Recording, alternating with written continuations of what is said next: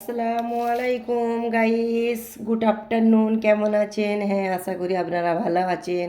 বন্ধুরা, আজকে আমি দেখুন, কালকে আমি সারা রাত ডালটা আমি ভিজিয়ে রেখেছিলাম, পরিষ্কার করে ধুয়ে নিয়ে চলে এসেছি। এইটে মিক্সচারে আমি বেটে নেব। আর এখানে আমি নিয়েছি কাংড়েলের বড়া। আজকে আমি ডাল দিয়ে দেখাবো, অসাধারণ খেতে লাগবে। আপনারা পুরো ভিডিওটা দেখবেন। এদিকে আমি গ্যাস অন করে আমি কড়া বসিয়ে দিচ্ছি। এর মধ্যে আমি একটু পানি দিয়ে দেবো। পানি দিয়ে এবার লবণ দিয়ে দেবো, একটু পানির মধ্যে একটু লবণ দিয়ে দেব।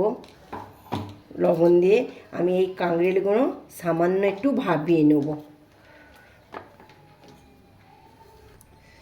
এই কাঁকড়েলটা গাইস খুব শক্ত হয়, একটু ভাপে নিতে হবে। ভাপে না নিলে বড়া দিয়ে ভালো লাগবে না, ডাল বড়া দিয়ে ভালো লাগবে না।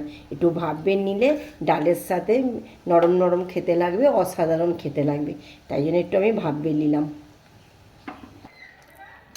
ভাবানো হয়ে গেছে গাইস।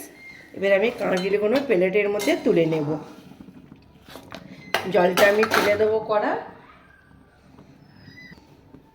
এদিকে আমি ডাল মিক্সারে মিক্স করে নিয়েছি। এটা আমি নুন হলুদ কী উপকরণ দিচ্ছি আপনারা দেখতে থাকুন।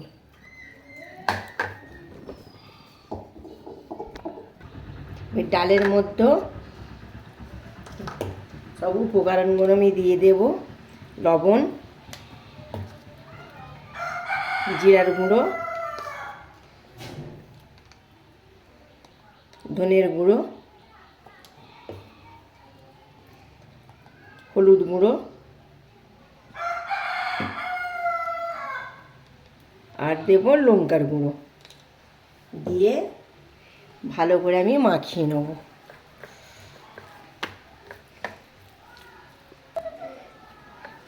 ডালটা ভালো করে আমি মাখিয়ে নিয়েছি গাইস। আর একটু ভালো মাখাতে হবে, যত ভালো মাখানো হবে ডালটা তত খেতে ভালো লাগবে। আমি পুরো মাখিয়ে নিয়েছি। এবার ওদিকে আমি কড়াতে তেল দিয়ে বসিয়ে দিই গ্যাসে। এবার আমি কড়ার মধ্যে তেল দিয়ে দেব।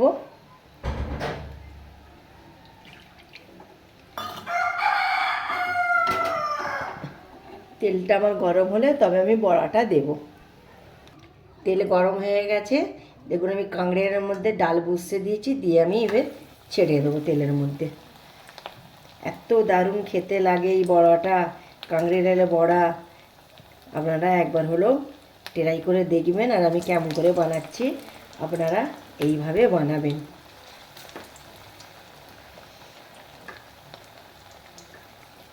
দেখুন আমার লাল লাল করে আমার কাঁকড়ের বড়াগুলো হয়ে গেছে। এবার আমি তুলে নেব। কত দারুণ ফুলেছে দেখুন কাঁকড়ের বড়াগুলো। তুলে নেব। বাকি যেগুলো আছে সেগুলো আমি দিয়ে দেব।